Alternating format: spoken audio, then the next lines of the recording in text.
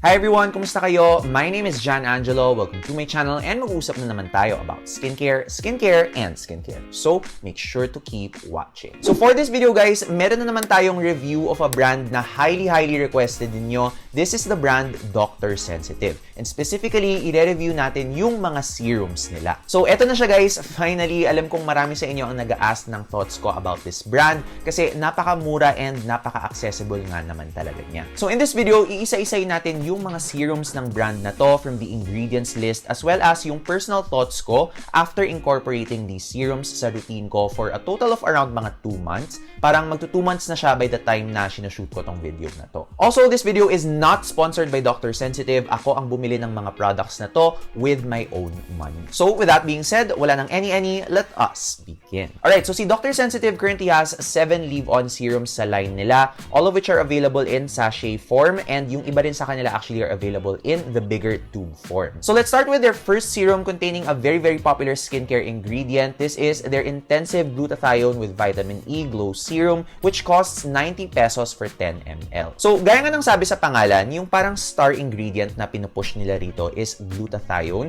which as we all know is a very popular ingredient sa Pilipinas for mga whitening supplements. And ayun nga guys, sa mga matagal nang nanonood ng channel ko, sa previous video natin with a dermatologist talking about gluta na tinatake naman orally, na pag-usapan na natin with them na ang verdict nila is, as of now, hindi pa gaano katindi or kalakas yung evidence supporting glutathione. So, given that information about glutathione na tinatake orally, actually, yung first impression ko dito is, parang medyo doubtful ako if yung effect ng glutathione na pinapahid lang sa skin is may significant effect ba siya. But to my surprise guys, in fairness ha, meron din pala siyang significant research and studies behind it sa mga dermatology journals, but not as a skin lightening agent. So, ang topical glutathione or yung gluta na pinapahid sa skin natin is actually known to be a powerful antioxidant, which means nakakatulong siya in reducing yung effects ng environmental damage ng skin natin. And yun kasi guys, yung nagkakos ng mga signs of aging. And while hindi siya skin whitening, it has been shown na meron siyang effect sa skin in helping fade discoloration kapag ginamit siya in a 2% concentration. So, 2 things to take note dito guys. Number 1, hindi niya iwa-whiten yung skin mo. Rather, ibabalik lang niya ito sa dating kulay or sa original or sa regular skin color mo. And number 2, may significant effect siya supposedly at 2%. And in fairness naman kay Dr. Sensitive, mukhang may significant amount naman talaga siyang nilagay na glutathione in this product kasi pag tinignan mo yung ingredients list niya sa likod, 4th siyang lumalabas. And again, sa mga hindi alam, naka-arrange kasi yung mga ingredients lists in the order of kung ano yung pinakamaraming nilagay to yung pinakakonti. So, the fact na mataas si glutathione sa list na to, meaning, posibleng may significant amount na nilagay si Dr. Sensitive dito. But again, I repeat, posible. Hindi tayo sure. Pero actually guys, kung titingnan niyo yung ingredients list nila, hindi lang si glutathione yung notable ingredient dito because if you look even closer, even higher on the ingredients list is yung favorite ingredient nating lahat na si niacinamide. And okay na okay yun guys because niacinamide has even more research compared to glutathione na nakakatulong siya with dark spots and the signs of aging. So actually, magandang tandem sila ni glutathione kasi pareho nilang ina-address yung mga concerns na yun. So as for the main active ingredients, okay naman siya. But one ingredient na medyo concerned ako, na medyo mataas kasi siya sa ingredients list, is yung 6th ingredient nila which is diazolidinyl urea. Na okay, I know baka nakaka-nosebleed yung word sa inyo pero don't worry, isi-simplify ko to sa inyo. So yung diazolidinyl urea is a preservative ingredient. And actually, hindi masama ang paggamit ng preservative sa skincare. Sila yung nagpapatagal ng shelf life ng skincare natin and sila rin yung nagpe-prevent na hindi ito makontaminate ng mga bacteria. Pero ang mga preservatives guys, usually in smaller amounts lang sila dapat nilalagay sa mga skincare products. And actually, meron yung mga guidelines as to how much percent yung pinakamarami ng pwede mong ilagay. Now, specifically, itong si diazolidinyl urea, studies show na dapat mga 0.5% or less lang ang nilalagay nito para maging safe siya sa isang product. Any higher than 0.5%, depending on your skin type guys, posibleng maging irritating siya kapag tuloy-tuloy mong ginagamit yung product. which might be a concern para sa mga irritated and or sensitive skin types. And what makes this even more complicated or confusing is, ayun nga, magiging irritated yung skin mo kapag tuloy-tuloy mo siyang ginagamit. So, hindi mo alam kung what point in your skincare na may irritate yung skin mo. Baka mamaya maput mo pa yung blame sa ibang bagong skincare product na ginamit mo, not knowing na ito pala yung nag-cause. Pero in fairness naman kay Dr. Sensitive, guys, hindi rin natin masasabi for sure na more than 0.5% yung ginamit nilang percentage porket mataas lang siya sa ingredients list kasi hindi naman natin alam yung exact percentages ng formula. For all we know, baka by the 5th or 6th ingredient, 0.5% na lang yung concentrations ng mga ginagamit nila. So, hindi talaga natin alam unless i-disclose siya ni Dr. Sensitive. And kung gusto niyo yung malaman, I say, tara, sabay-sabay natin kulitin si Dr. Sensitive sa socials nila para malaman natin. Anyway, as for the texture and consistency of this product, very light na watery gel lang yung labas niya sa skin. And then, when you spread it, you will feel yung instant hydration and actually mabilis siyang mag-blend onto the skin, onto a natural finish. Hindi naman na-irritate yung skin ko when using this. But again, hindi naman super-duper sensitive yung skin ko nung ginagamit ko to. So, I do suggest na i-patch test nyo muna kasi aside from yung diazolidinyl urea, this also does have fragrance and vitamin E, which are not always bad ingredients, pero common allergens sila sa skincare. So, hindi naman lahat is magre-react to these ingredients. Depende talaga siya from person to person. So, my suggestion is try nyo muna and ala-alalay lang. Pero all in all, guys, yung opinion ko about this serum, for the price, pwede na siya, especially since budget-friendly naman siya for a dark spot serum at 90 pesos. So, it could be effective sa routine ninyo kung hindi may irritate yung skin ninyo sa ingredients. Alright, next sa serum lineup ni Dr. Sensitive is a pimple serum. Specifically, this is their tea tree and aloe vera pimple relief serum, which is at 60 pesos for 10 ml. So, unahin muna natin yung ingredients ng serum na to, which honestly, guys, wasn't really impressive in my opinion. Yung first 4 ingredients niya are just hydrating ingredients, and then 5th si aloe, and then 6th si niacinamide. And then yung tea tree na sinasabi nila sa serum na to is actually second to the last sa ingredients list, coming only before fragrance. There's really nothing so special or remarkable sa serum na to.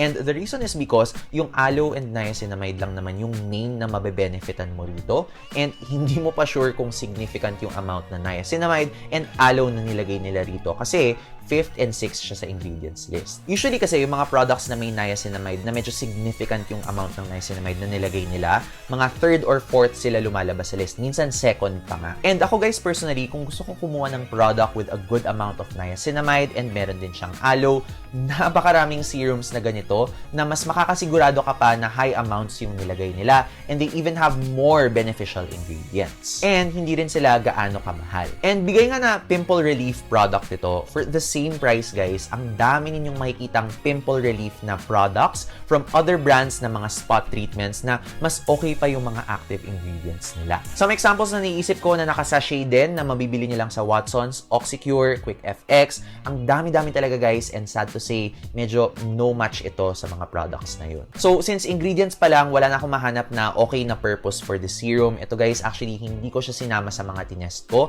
And sadly, this is something that I would also say na skip nyo na because there's not much use for this, honestly, sa isang skincare routine. Maybe they could turn this into a spot treatment na parang may higher percentage siya of maybe an active ingredient like niacinamide. They can also add, sige, yung aloe extract, tea tree, or maybe even zinc oxide, which is yung nagpapa-white ng mga products ni Quick FX and Oxycure. Yun, guys, that's a really, really good ingredient sa mga spot treatments. Kasi, guys, nakakakalma yun ng skin talaga. Though, hindi na magiging serum yung consistency nito kapag ginawa nila yon. Pero, I think mas may magiging bearing siya sa isang skincare routine. Alright, next up sa mga serums natin, we have another brightening serum. This is the Collagen plus Vitamin C Serum at 90 pesos for 10 ml. So, gaya nga ng sabi sa pangalan, guys, ang star ingredients na ginagamit nila rito are the ingredients collagen and vitamin C, which you can see as 4th and 5th sa ingredients list. Now, unahin natin si collagen as an ingredient and yung purpose niya. So, as experts have said, yung pagpahid ng collagen sa skin does not necessarily increase yung collagen levels ng skin natin.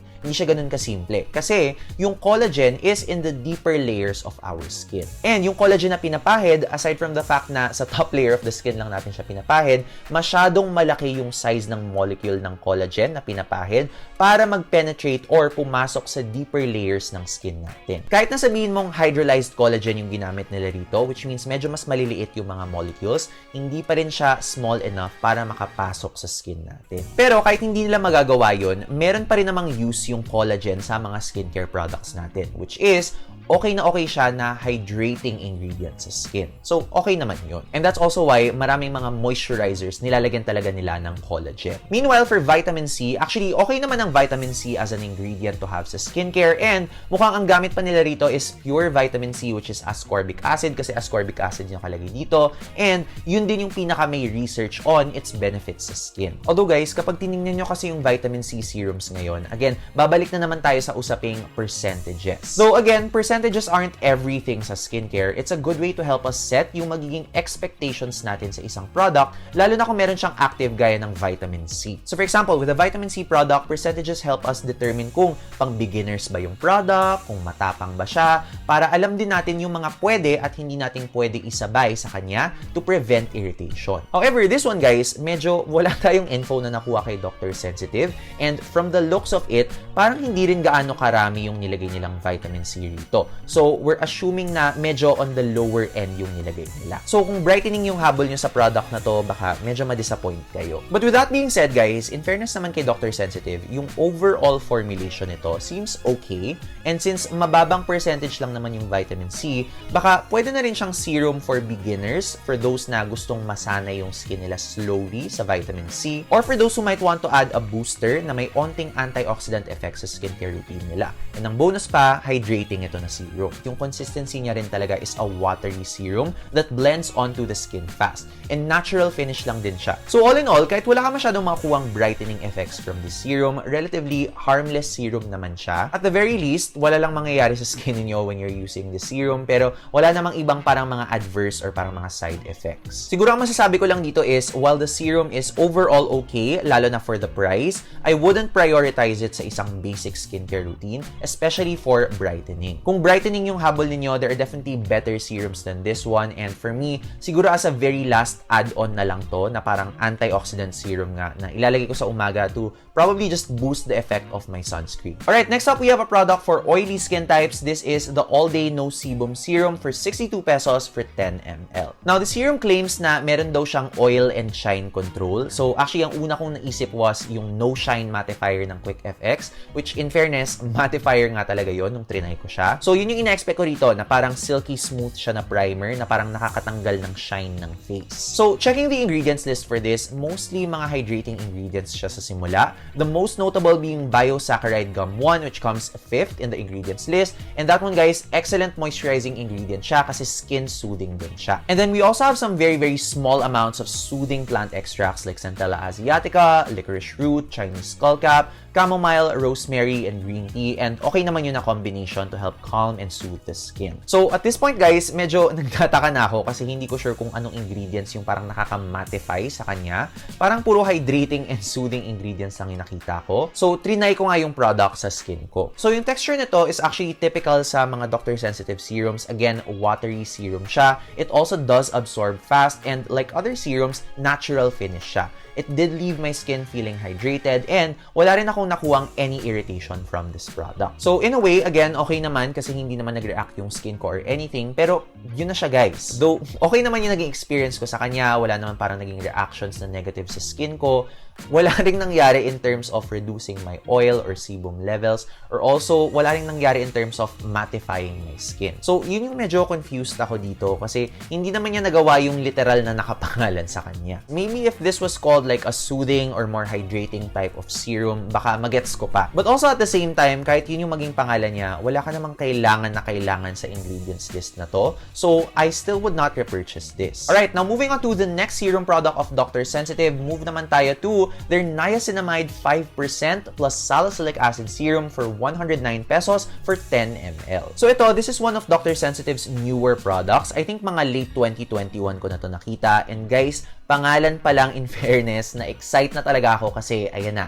may percentage na finally yung niacinamide at meron pang salicylic acid. And both of these ingredients, guys, are excellent for oily and acne-prone skin. And meron pa tayong plus, fragrance-free pa siya. Kaya talaga sabi ko, okay, eto na, baka bumabawi na si Dr. Sensitive. So, let's take a closer look sa ingredients list nito. And of course, gaya nga ng sabi sa pangalan, we have 5% niacinamide. And guys, ito talaga ang ideal na percent ng niacinamide. And I always say this sa mga videos ko and I will always repeat it hanggang ma-memorize ninyo. Again, yung research na nagpapakita na effective ang niacinamide is from 2 to 5%. Wala pang substantial evidence that shows na any higher than 5% is better. And actually, any higher than 5%, mas tumataas lang yung chance mo of irritation. And yung mga main effects kasi talaga ng niacinamide sa skin natin, which is yung mga nakakatulong for dark spots, signs of aging, nourishing the skin barrier, and helps with oily skin, lahat yun guys na may meet na at 5%. So, it's really the perfect percentage all in all. Now, aside from that, other notable ingredients are Biosaccharide Gum 1, again, a very hydrating and soothing ingredient, and of course, salicylic acid. However guys, huli na siya nilagay sa ingredients list, meaning this will not exfoliate your skin like other salicylic acid products. However, while hindi makakapag-exfoliate yung salicylic acid dito, in low percentages naman may anti-inflammatory properties pa rin naman siya. So, it's still a welcome addition sa serum na to. Now, moving on to the texture and consistency of this product, again, nagamit ni Dr. Sensitive yung strength niya of making lightweight and easy to blend serums. And hindi to exception guys because yung consistency na to, this comes out also as a watery gel. Very lightweight lang siya nagsispread sa skin and mabilis din siya mag-blend into a natural and hydrating finish. So, check din ito when it comes to the product feel on the skin. Very comfortable siya, kaya okay din siya for beginners, especially since napaka-accessible nito guys. Aside from the fact na available siya sa mga Watsons stores,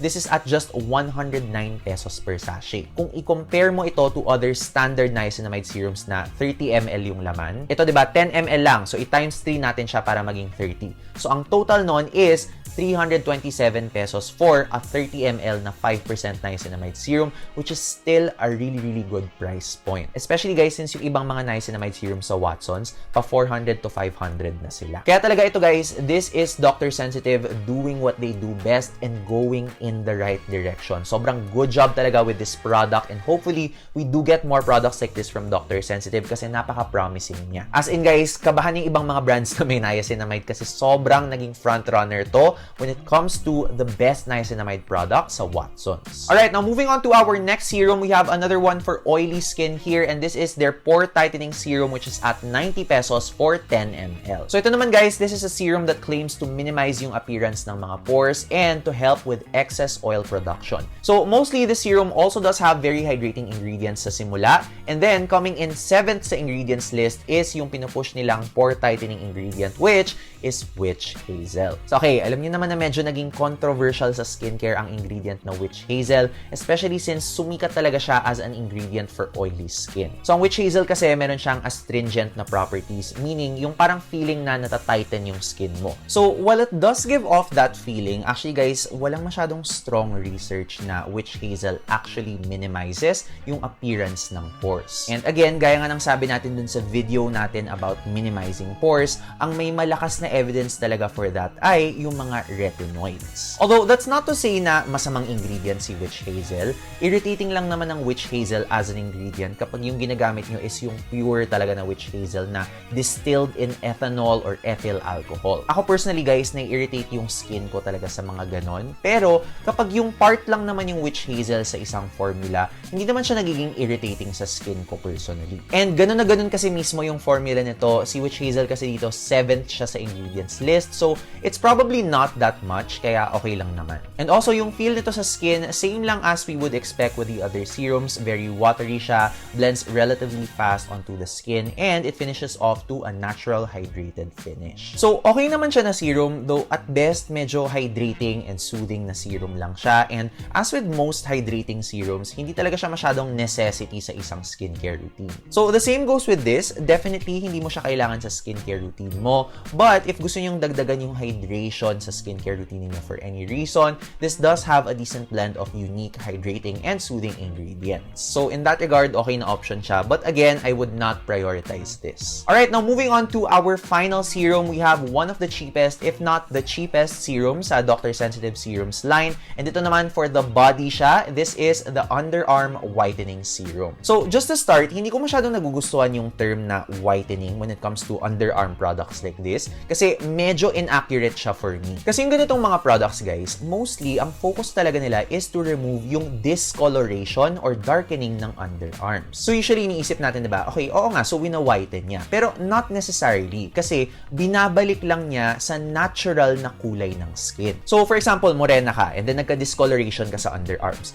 Usually, serums like this, ipapantay lang nila yung kulay ng underarms mo doon sa regular na skin color mo. As in, hindi nila gagawing white yung kilikili mo. But anyway, explore naman natin yung ingredients ng serum na to. So much like most of Dr. Sensitive serums, ang nangunguna talaga rito, guys, are the hydrating ingredients, which are actually good to help prevent dryness and irritation sa underarms. Lalo na, guys, syempre nagra-rub together yan, so may onting friction talaga throughout the day. So some other notable ingredients, 7th in this ingredients list is niacinamide, 9th naman yung arbutin, and also 10th we have 3-O-ethyl ascorbic acid, which is a more stable form of vitamin C. So ang good news is, okay naman yung ingredients na to for evening out yung discoloration ng underarms natin, especially since niacinamide and arbutin yung magandang combo talaga and very backed by research. However, and siguro nahalata nyo na to if maigi talaga kayong nanonood throughout the video, medyo mababa talaga sila sa ingredients list. So, hindi ako masyadong confident if they put a significant amount of yung niacinamide and arbutin sa formula. But with that being said, ang good side ng serum na to is actually baka may posibleng use pa rin siya for the underarms. So, as you guys know, sometimes may mga brightening serums na masyadong matapang and minsan nakaka-irritate siya ng skin. And lalong-lalo na sa underarms natin, iniiwasan natin yung irritation na yon kasi mas nakaka-darken siya ng underarms. So, ang advantage ng ganitong formulation is, although not as strong siya, it is fragrance and drying alcohol free, plus meron pa siyang mga hydrating and soothing ingredients. And that can actually be very beneficial for those na very sensitive or very irritated yung underarms nila. Kasi nga, ayaw nating ma-irritate pa siya lalo. So, I can imagine na okay to as an underarm serum for those na parang kaka-irritate pa lang ng underarms nila, or for those na super sensitive talaga yung underarms pag nilalagay nila ng parang mga regular na 2-5% na mga niacinamide serums. Again, though probably konti lang ang maitutulong nito for brightening, at least sure ka na lesser yung chance of irritation sa skin. And that means a lot when it comes to yung irritated talaga yung skin mo. Sometimes, just using soothing products helps relieve yung parang pagda-darken niya. Also, especially since yung texture nito, again, as well as with the other Dr. Sensitive serums, watery lang siya, relatively mabilis mag-absorb, and again, very hydrating and natural yung finish niya. So again, another very comfortable serum to use, and for the price that you're actually getting this for, I would say worth trying naman siya kasi hindi naman siya super mahal din. So all in all, this one as an underarm serum para sa mga very sensitive at irritated yung underarms nila, this might actually be something to consider. And ayun na siya, guys, finish line na tayo. So those are my complete thoughts on the serums of Dr. Sensitive. So all in all, masasabi ko, decent naman yung formulations nila. Though may mga iba lang na medyo hindi ko sure kung ano talaga yung bearing nila sa isang skincare routine, or medyo questionable yung pinangalan nila sa product. But if you do end up trying out those serums, chances are really low na may mangyayaring masama sa skin niyo. Probably ma-hydrate lang siya. Ganun. Although, I do have to say, ito talagang latest release ni Dr. Sensitive. Ito talaga yung nagsha-shine out of all the serums that they have. I do hope that we get more of this from them. Maybe a salicylic acid 1% serum, or maybe even a retinol serum. Nako, mayayanig ang skincare community pag nangyari yung retinol serum ng Dr. Sensitive. So, Dr. Sensitive, if you're watching this, alam nyo na, please make it happen. But anyway, if you do want to check out any of the products na minention ko sa video na to, lahat ng mga product links, guys, nilagay ko na sa description box leading to legit online stores para hindi na kayo mahirapan. Also, if you found this video informative, please do leave me a thumbs up and subscribe for more content like this. And as always, guys, I will see you in the next video. Bye!